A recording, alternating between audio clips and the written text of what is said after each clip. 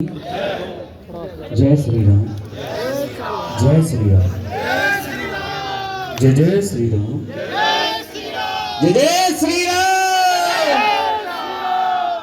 वंदे वंदे वंदे वंदे वंदे वंदे। क्या बात है, ये जोश है ना, कभी ठंडा मत होने देना। ये ऐसे नहीं संत महात्मा आए तो इस सभा में बस 5 मिनट के लिए जाने के बाद में भूल जाओ हम किस लिए यहाँ पे आए थे, किस लिए करते तो थे, है ना। इस जोश को हमेशा अपने अंदर रखना है। सर्वप्रथम वेद लक्षणा गौ माता की श्री चरणों में कोटि कोटि प्रणाम।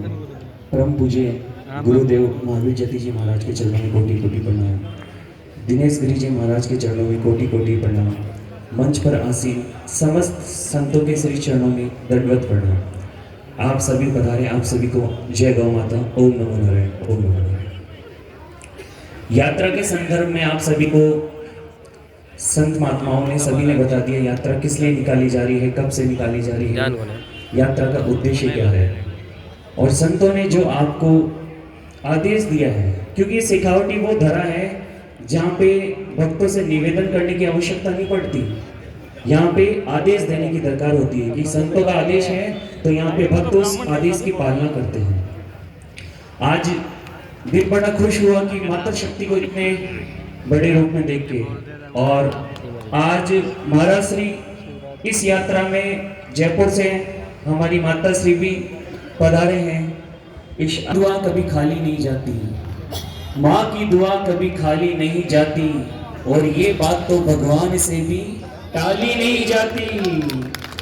माँ की दुआ कभी खाली नहीं जाती, और ये बात तो भगवान से भी टाली नहीं जाती। बर्तन मांझ के 4 बच्चों को पाल लेती है माँ, बर्तन मांझ कर 4 बच्चों को पाल लेती है माँ, लेकिन शादी के बाद में 4 बच्चों से एक माँ पाली नहीं जाती, पाली नहीं जाती। कारण क्या है? कारण यही है कि आजकल माँ अपने बच्चों को जो लोरी सुनाती थी वो लोरी सुनाना भूल गई। झूले में झुलाती थी वो पालना गायब कर दिया। पहले माँ बच्चों को जब पालना झुलाती थी तब उनको बच्चों को पालने में शिक्षा देती थी। इलाना देनी आपनी हालरियो हुलराए, इलाना देनी आपनी हालरियो हुलराए, पूत सिखाए पालने मरण बढ़ाए माए, मरण बढ़ाए माए।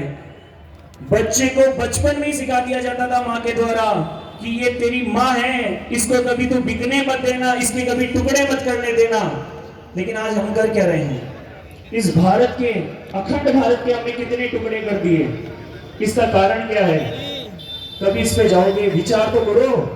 इतना अखंड भारत था, दुनिया की हिम्मत नहीं थी इसको तोड़ने की, लेकिन हमारी कमी के कारण हमने इसके टुकड़े टुकड़े टुकड़े कर दिए हैं, और अभी भी करते जा रहे हैं।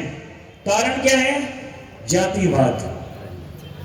हम अपने भाई को हमारे से दूर करते जा रहे हैं, उनको पास रखना पसंद नहीं कर रहे। अभी मैं 2 वर्ष पूरे भारत की पद यात्रा पे था। यात्रा के दौरान राजस्थान में पाली के पास में गया, एक गांव में रात्रि रुका हुआ था।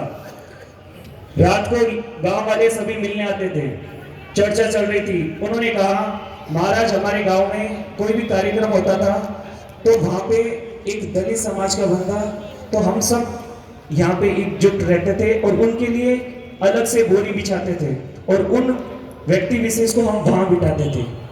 वक्त बीतता गया, 4 साल 5 साल बीत गए, वो बंदा गांव छोड़ के कहीं चला गया। 5 साल बाद में ऐसे ही कोई कार्यक्रम था, गांव में सभा थी। एक व्यक्ति आता है जिसने अपना धर्म परिवर्तन कर लिया, टोपी लगा के दाढ़ी बढ़ा के आता है। गांव के वही गणमान्य व्यक्ति उसको बुलाते हैं, चाचा जी इधर आना, चाचा जी इधर आना, हमारे बीच में बैठो। वहां क्या बैठ रहे हो? उस व्यक्ति की तो आदत थी कि उसको हमेशा उस कोने में बिठाते थे। वो टोपी पहन के भी आया और उनके कोने में बैठ गया, तो सभी लोगों ने बोला वहां नहीं, आप यहाँ बैठिए। जब वो धर्म बदलता है, जब आप उनको अपने बीच में बिठा रहे हो, और हमारा सनातन ये तो उस कोने में बिठा रहे हो, कहां तक ये न्याय है? जैसे महाराज अभी फरमा रहे थे ना, शूद्र नहीं रुद्र है, अब उनको गले लगाने की जरूरत है। जातियों में बहुत बढ़ गए, अब हमें जातियों में नहीं बढ़ना है। टूटी टूटी जातियों में बंटते रहे हम सदियों से कट रहे हैं। उसका कारण क्या है? जातियों में बंटना। टूटी टूटी जातियों में बंटते रहे हम, कारण यही था कई सदियों तक कटते रहे हम। टूटी टूटी जातियों में बंटते रहे हम, कारण यही था कई सदियों तक कटते रहे हम। बोलूंगा आज खुल के सत्य महारथी की तरह, दिनकर ने लिखी उसी रश्मि रथी की तरह। बातें कहूंगा कड़वी कोई शोक मान ले, चाहे बुराई आज तीनों लोक मान ले। जन्मा हो इसी धरा पे इसी मर्म के लिए, और मरना पड़े तो मरू हिंदू धर्म के लिए, सनातन धर्म के लिए। संत महात्मा जिनके दर्शन के लिए आप जाते हो तो मठों में कितनी लाइनें लगती हैं। जब भी संतों के दर्शन नहीं हो पाते आपको, आज वो दर्शन आपको इतनी आसानी से हो पा रहे हैं। क्यों हो पा रहे हैं? संत मठ मंदिर छोड़ के सर्दी की बिना परवाह करे आपके बीच में आ रहे हैं। गांव बस्ती ढाणिया हर जगह जा रहे हैं। क्यों? आज हमारा समाज एकजुट हो जाए। क्या आप इतनी छोटी सी भिक्षा नहीं दे सकते? क्या संतों को दे सकते हो? नहीं दे सकते? तो देते क्यों नहीं हो? आपके आसपास में जितने कार्यक्रम होते हैं, भंडारे होते हैं, उनको बुलाते हो। हम क्या करते हैं? सबसे चंदा लेते हैं। अगर उस चंदे के साथ में उनके घर से थोड़ा थोड़ा अनाज लेना लग जाए ना, तो ये समरसता का भाव अपने आप आ जाएगा। लेकिन हम ऐसा करते नहीं है।